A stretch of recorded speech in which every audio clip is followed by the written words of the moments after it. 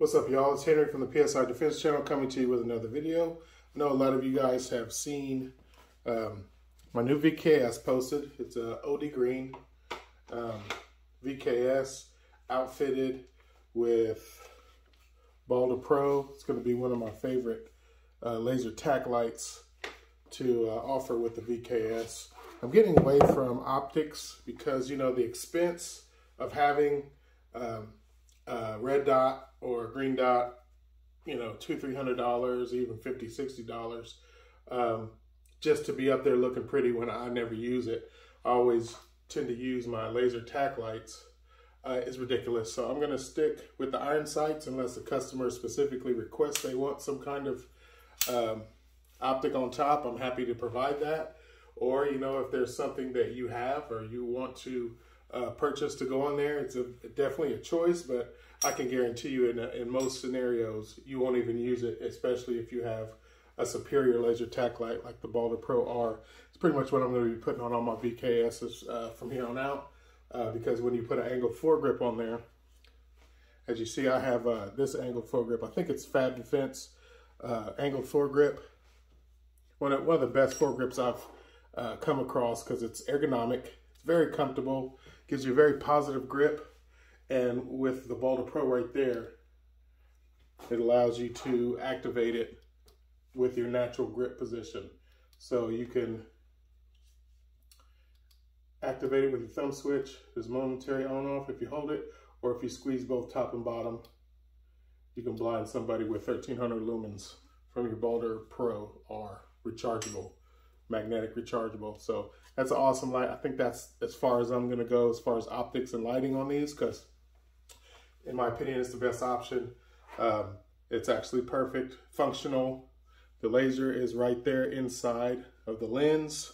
Gives one of the closest measurements in a laser tack light combo to the barrel, which gives you better accuracy at distance. I'm laser bore sighting all these before I send them out. I'm able to modify the hard case that it comes with, so I don't have to remove it. So when you receive it, it's going to be laser bore sighted. This one, I did the 3-stage buff and polish on the on and off. Oh, it was already charged. So it's very easy to charge. Slides super easy. Treated it with Ultra Silk. I break these down as soon as I get them. I clean them up. There's a lot of lithium grease inside. I remove all the lithium grease, treat it with Ultra Silk, clean, polished parts inside. Do this 3-stage pour and polish that alleviates your problem where this becomes very difficult to charge. And I do some other really good secret mods. I share a lot of information on the PSI Defense channel, but I have this one shooting above 450 FPS, 430 FPS, around there with Grimberg HP68s. At the moment, it's a scenario where why would you buy the cow if the milk is free?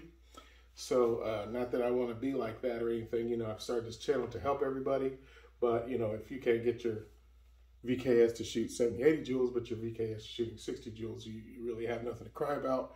But there's value in what I've learned over the years, and I'm actually in business at the moment. So some secrets are trade secrets. I may decide to release that in the future, but for now, it's a PSI exclusive. So what I wanted to do is take off this tank. I put in the extra high pressure kit from First Strike and get the Pepperball tanks to 1000 PSI. So a lot of times, especially with the new kits that come with 3 springs, if you use all the shims, you only get to 900, 950. I have some custom shims. Sterling Self-Defense is going to be actually offering the actual First Strike shims, the legit shims, on his website, I believe, soon. So you'll be able to purchase those because the new kits, for some reason, they don't really hit 1000.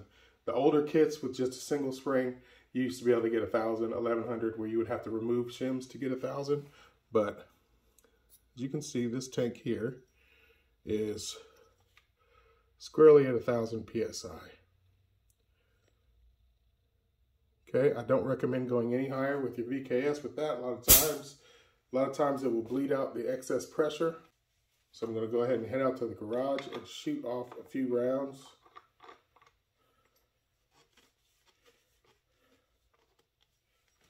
and show you what kind of numbers I'm getting with this bad boy. Very impressive stuff. So the DMA buttstocks, sometimes they're a bit difficult to get on and off because, I guess because they weren't designed for this marker and application. It's just the prettiest buttstock that I've ever seen, so I like to use them. So what I do, I get it on here until it stops. Then you can get like an Allen key or something. And see, when you raise that out, you have that slot. Try to do this without dropping my VKS. Just stick an Allen key, or I got this pick, and then you can pry the stop bar down just a little bit, and that allows it to slide on.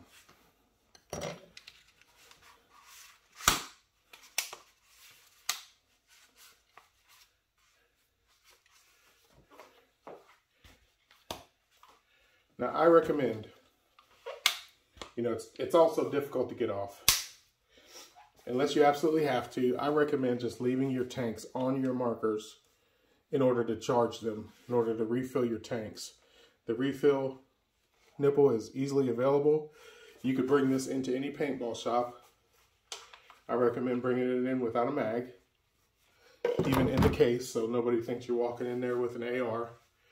You know, this day and age, people do stuff like that. So you could bring this into your paintball shop, scuba shop. I recommend bringing it in the hard case. Any VKS you get from the PSI Defense channel will come with the hard case. And then you can have it filled that way until you save up enough to get your own high pressure compressor, which is what I recommend, because it's just a game changer. If you're going to have HPA tanks, you should have the ability to fill them at your home, because when you're testing, when you're modifying, if you're changing springs, if you're doing anything else, you're going to need multiple fills. So that's just going to save you time, and it'll be a big convenience, and it'll be worth the investment. So enough of me yapping. I'm going to go out to the garage and show you what this is hitting. All right, y'all, here we are at my garage. A couple other items I wanted to show you guys about the accessories that I've been putting on my VKSs. This is just a rubberized hand grip that I've been getting off of MCS. You know, I used to like the overmolded UTG grips. I still do love them, but the extreme beaver tail that it has on it, it interferes with the grip actually seating to the VKS. Now this one is a little less extreme with the molding, but the rubberized texture and the positive grip you get on it is fantastic. It has this compartment in the bottom where you can put batteries or whatever. It's rubberized, so it's, I assume it will be watertight, and it's connected, so you won't lose that. Also with the Fab Defense foregrip, it also has a little secret compartment there as well. It flips up. If you want to stick a couple extra rounds, you can put Allen keys in there. Put a couple pepper balls, which I don't recommend if you have one of these set to the velocities that I send them out at. Pepper balls will break in the breech, and you will incapacitate yourself, probably more so than any aggressor.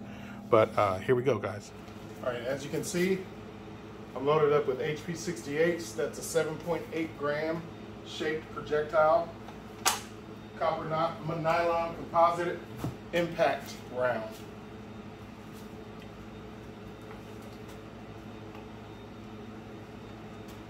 All right, charging smooth as butter. Let's see what we get.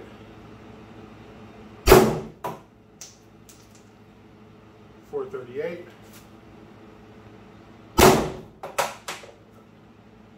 450. 444. 432. All right, there we go. Just had a couple shots in there. Magazine's empty, so that wasn't any kind of misfire or anything. My ears are ringing, so that is very loud. Great psychological effect, because if somebody gets hit with one of these who has broken into your house, not only are they going to get penetrated by HP 68s, because I talked to the designer of the HP 68, Scott, who makes the ADN drum mag, also for Grimberg, less lethal at 262 or 268, under 270 FPS, the HP68 will penetrate into human skin 3 inches. So at 450 FPS, it will penetrate, as Sterling Self-Defense has shown, leather jackets, shirts, into the skin. They'll hear a loud bang. There's going to be no distinction between getting hit with that and a true AR. So I really only recommend these for home defense. Really, there's much more practical options to walk around in public with, and we've got the Grimberg gavel coming out, which you can conceal. But for home defense, you really need to stop someone. You really need to put them down.